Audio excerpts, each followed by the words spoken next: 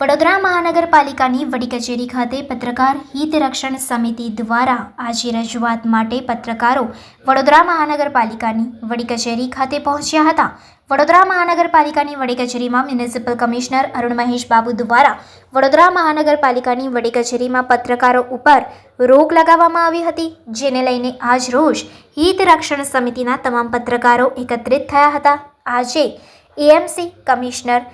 સુરેશ તુવેરને મૌખિક રજૂઆત કરવામાં આવી હતી। તે પત્રકારો માટે આવા કોઈ કાળા કાયદા નિયમો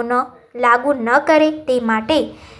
પત્રકાર હિત રક્ષણ સમિતિ દ્વારા રજૂઆત કરવામાં આવી। ચોક્કસ આજે વડોદરા મહાનગરપાલિકા વિસ્તારમાં જે પત્રકારત્વ કરતા પત્રકારો અહીંયા રજૂઆત કરવા માટે આવેલા હતા। માનનીય મ્યુનિસિપલ કમિશનર વતી તેઓ અમને રજૂઆત કરેલી છે કે જે વડોદરા મહાનગરપાલિકા દ્વારા દર વર્ષે ડાયરી પ્રસિદ્ધ કરવામાં આવે છે, તેમાં કેટલાક પત્રકારોના અસ્તિત્વ હોતું નથી અથવા તો અહીંથી કાર્યરત નથી અથવા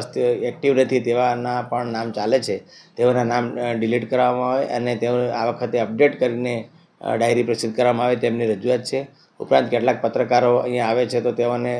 રોકવામાં આવે છે, તે બાબતે પણ એઓને પરવાનગી આપવા માટે તેઓની રજૂઆત છે। પત્રકાર હિતરક્ષક સમિતિ આરએનઆઈ ગ્રુપ છેલ્લા 1 વર્ષથી પત્રકારોના અવાજ બનીને કામ કરતી સમિતિ બની છે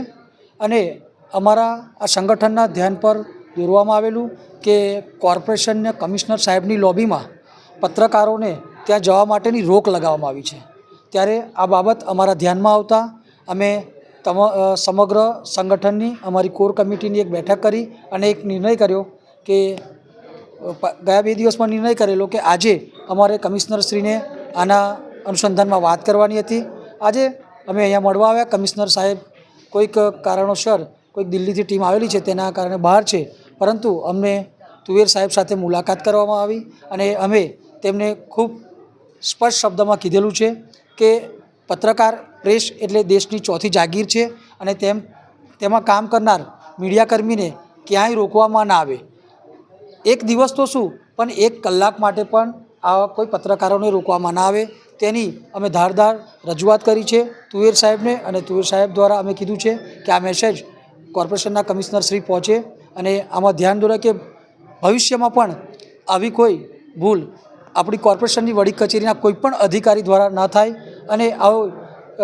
કોઈપણ પ્રકારનો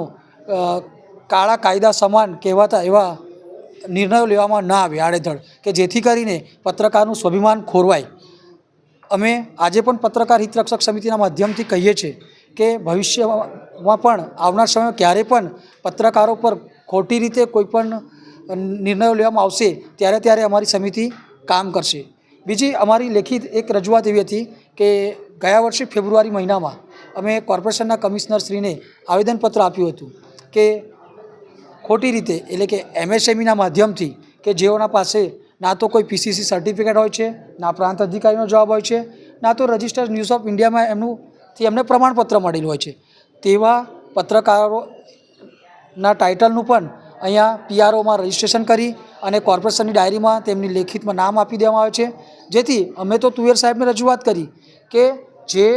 લીગલી પત્રકાર નથી તમે જ તમારી ડાયરીમાં મોહર મારી અને તમે જ એમને આમંત્રણ આપો છો અને પછી તમે કહો છો કે આ પત્રકારો ન્યુસન્સ છે, આમની પર રોક લગાવો, તો આ તમે જ ખોટું કરો છો, એટલે જ તમારે ભોગવવું પડે છે। તો આવનાર સમયમાં તમે આ વિગતવાર તકેદારી રાખો, એવી અમારી રજૂઆત આજે તુવેર સાહેબને કરવામાં આવી હતી।